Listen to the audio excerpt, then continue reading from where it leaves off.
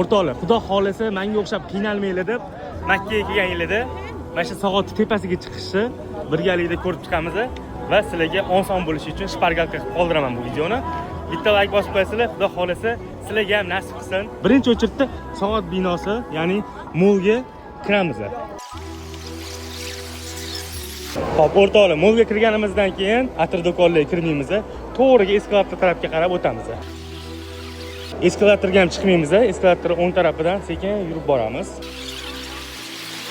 O'ng tarafga burilamiz. Mana bu yerda ko'rib turganinglardek Clock Tower muzey bor. Ana o'shanga borsanglar, biz o'chirt P9 ga olib chiqadi. P9 ga chiqamiz. Chiqasizlar, to'g'riga yurasizlar.